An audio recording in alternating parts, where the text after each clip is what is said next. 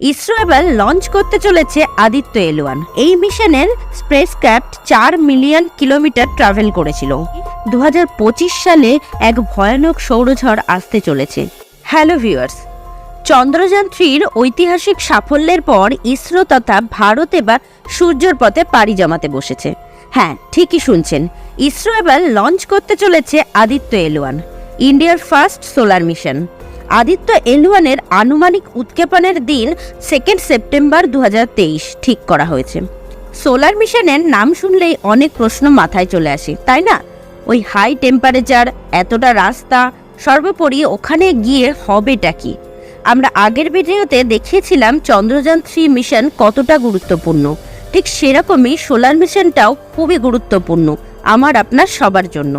Chandrayaan 3-র video link নিচের comment বক্সে আর উপরে আই বাটনে দেওয়া থাকলো, দেখে নিতে পারেন। আর যারা আজকে আমরা প্রথমবারের জন্য দেখছেন তাদের জন্য বলে রাখি, আমি মৌমিতা, আপনারা দেখছেন unboxing fact. Welcome to our channel. যারা এখনো আমাদের চ্যানেলটিকে সাবস্ক্রাইব করেনি তারা প্লিজ সাবস্ক্রাইব করে দেবেন আর পাশে থাকা বেল আইকনটি অলে প্রেস করে রাখবেন।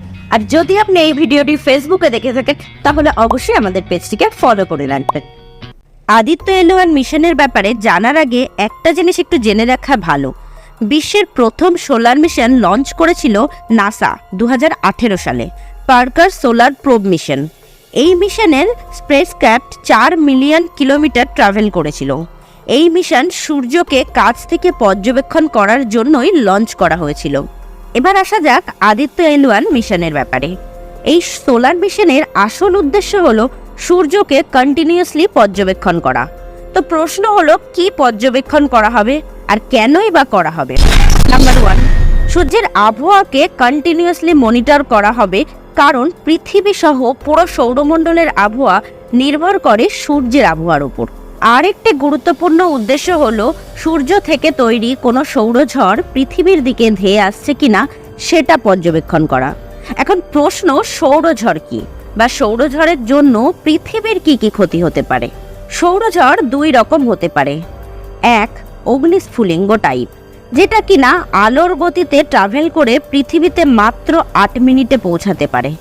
আর একটা হচ্ছে করোনাল মাস ইজেকশন, যেটা কিনা পৃথিবীতে পৌঁছাতে প্রায় 3 দিন সময় নেয়। করোনাল মাস ইজেকশনকে আপনারা সহজভাবে ভাবতেই পারেন সূর্যের পৃষ্ঠ থেকে তৈরি হওয়া একটা হাইলি এনার্জেটিক আর ম্যাগনেটিক ক্লাউড হিসেবে। এই সৌরঝড় পৃথিবীতে বিপুল ক্ষয়ক্ষতি করতে পারে, যেমন কমপ্লিট পাওয়ার ব্ল্যাকআউট আর ইন্টারনেট শাটডাউন করে দিতে পারে, যার ফলস্বরূপ স্যাটেলাইট কানেকশন আর জিপিএস সিস্টেমও পুরোপুরি ভেঙে পড়তে পারে। আজকের দিনে দাঁড়িয়ে আপনার কি মনে হয় যে পৃথিবীতে 1 মিনিটও মানুষ ইন্টারনেট, জিপিএস এগুলো ছাড়া চলতে পারবে? Food supply chain, medicine supply chain সব কিছু ক্ষতিগ্রস্ত হবে জিপিএস বন্ধ হয়ে গেলে। এখানে জেনে রাখুন, ইন্টারনেট শাটডাউন বা ব্ল্যাকআউটের জন্য আর্থিক ক্ষতির পরিমাণ কতটা হতে পারে। রিপোর্ট অনুযায়ী ইউএসএতে একদিন ইন্টারনেট ব্ল্যাকআউট হলে তার জন্য ক্ষতির পরিমাণ প্রায় $11 বিলিয়ন। আপনারা হয়তো নিশ্চয়ই জানেন, ইন্ডিয়াতে যে কোনো ভায়োলেন্স বা কোনো সামাজিক কারণে কোনো নির্দিষ্ট এরিয়াতে ইন্টারনেট শাটডাউন করে দেওয়া হয়। রিপোর্ট অনুযায়ী 2023-এ জানুয়ারি থেকে জুন অবধি এই 6 মাসে ইন্ডিয়াতে এরকম ইন্টারনেট শাটডাউনের জন্য ইন্ডিয়ান ইকোনমির প্রায় $1.9 বিলিয়ন ক্ষতি হয়েছে এবং তার সাথে সাথে প্রায় 21,000 লোকের চাকরি গেছে।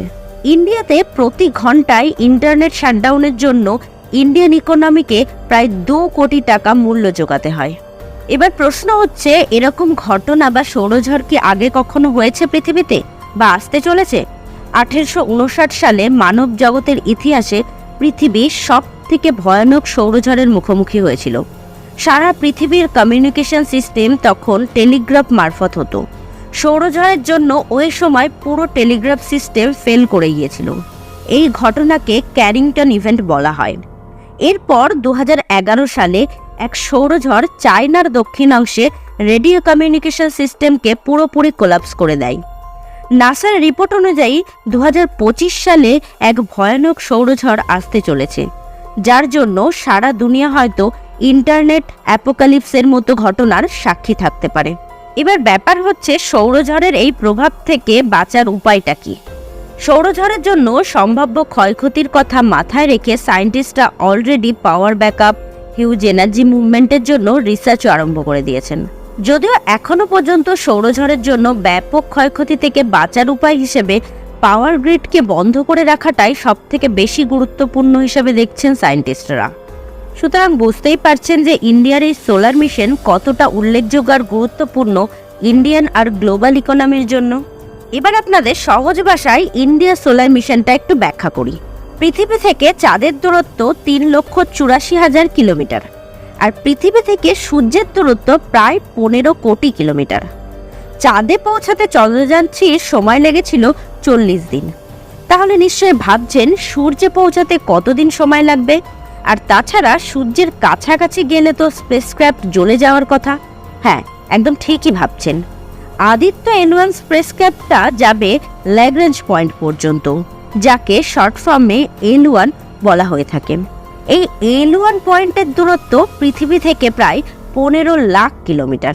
L1 পয়েন্ট হলো পৃথিবী আর সূর্যের মাঝে এমন একটা জায়গা যেখান থেকে সূর্যকে বাধাহীনভাবে সব সময় দেখা যায়। আর এই ল্যাগ্রাঞ্জ পয়েন্টকে পৃথিবী আর সূর্যের মধ্যাকর্ষণের জাংশন হিসেবেও ধরা হয়, যার ফলে স্পেসক্রাফট ওখানে স্থিরভাবে থাকতে পারবে। সূর্য থেকে তৈরি কোনো সৌরঝড় পৃথিবীর দিকে ধেয়ে এলে সেই ঝড়কে ল্যাগ্রাঞ্জ পয়েন্ট ক্রস করেই আসতে হবে। সুতরাং এটা আশা করা যায় যে স্পেসক্রাফট পৃথিবীর দিকে ধাবমান সৌরঝড়ের তীব্রতা আন্দাজ করে পৃথিবীকে আগাম সূচনা দিতে পারবে। পৃথিবী পৃষ্ঠ থেকে L1 পয়েন্টে পৌঁছাতে আদিত্য L1 এর সময় লাগবে 125 দিন, আর এই মিশনের খরচ হচ্ছে প্রায় 400 কোটি টাকা। আশা রাখবো আদিত্য L1 ভারত তথা পৃথিবীকে সৌরঝড়ের আগাম সূচনা দেবে, যাতে পৃথিবী আগাম সুরক্ষার প্রিভেন্টিভ মেজার নিতে সক্ষম হয়। ইসরোকে সোলার মিশনের শুভেচ্ছা জানিয়ে আজকের ভিডিও এখানেই শেষ করছি। কেমন লাগলো আজকের ভিডিও অবশ্যই কমেন্ট করে জানাবেন। ভিডিওটি ভালো লাগলে বেশি বেশি করে শেয়ার আর লাইক করে দেবেন। সাবস্ক্রাইব করে দেবেন আমাদের চ্যানেল আনবক্সিং ফ্যাক্ট। ভালো থাকবেন, সুস্থ থাকবেন, পাশে থাকবেন।